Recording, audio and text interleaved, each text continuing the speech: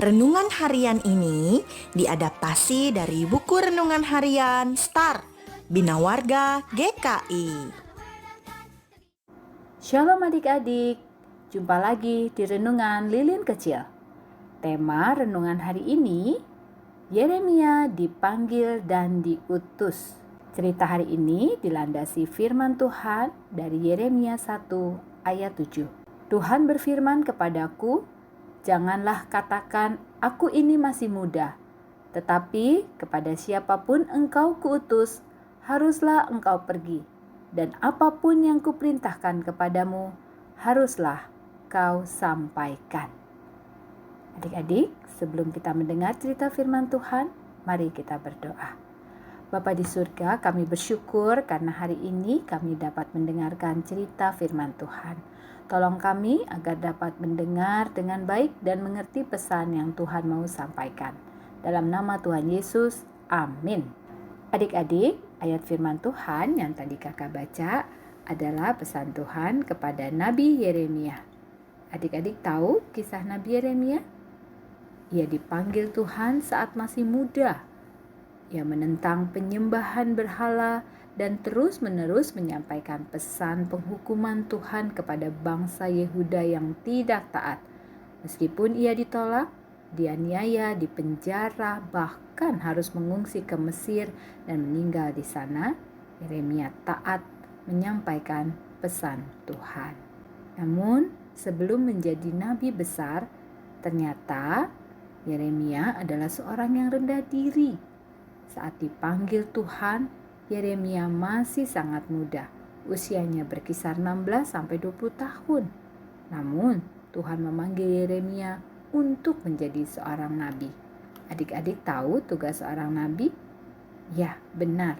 Nabi adalah orang yang menerima dan menyampaikan perkataan dan perintah Tuhan kepada umat manusia untuk membimbing ke arah kehidupan yang benar.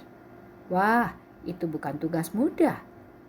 Apalagi yang mau diperingatkan adalah bangsa yang memberontak terhadap Allah.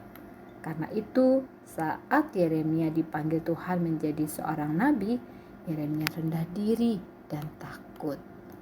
Karena itulah Tuhan berfirman kepada Yeremia, janganlah takut sebab aku menyertai engkau. Bahkan Tuhan berkata kepada Yeremia, sebelum aku membentuk engkau dalam rahim ibumu, aku telah mengenal engkau. Setelah dikuatkan oleh Tuhan, saat itu juga Yeremia menjawab panggilan Tuhan dengan bersedia melakukan yang Tuhan perintahkan. Nah adik-adik, begitu juga dengan kita. Tuhan sudah mengenal dan menetapkan masa depan kita saat kita masih dalam kandungan ibu kita.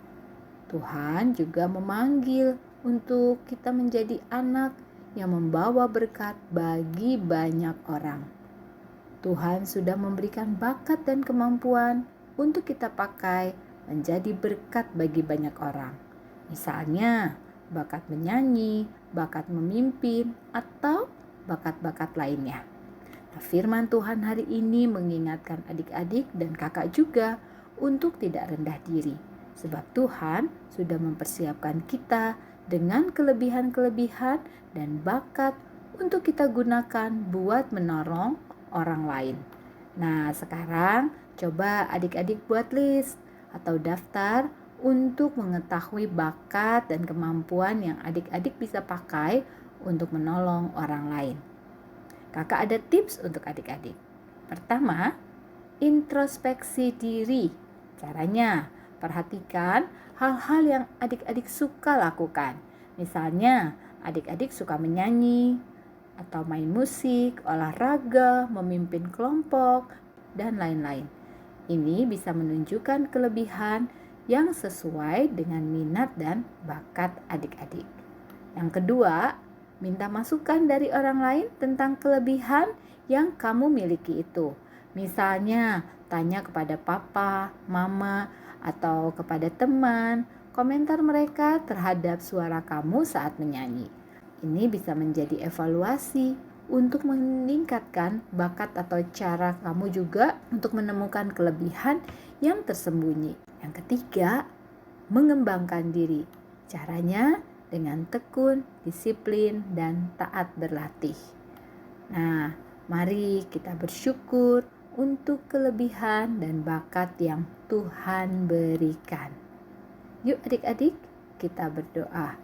Bapa di surga, ajar kami untuk selalu bersyukur atas talenta dan kelebihan yang Tuhan sudah berikan. Tolonglah kami untuk dapat menjadi berkat bagi banyak orang. Terima kasih Tuhan, dalam nama Tuhan Yesus. Amin. Yuk kita ucapkan tekad kita hari ini. Aku mau menggunakan kelebihan yang Tuhan berikan untuk menolong orang lain. I stand alone on the word of God, the B-I-B-L-E.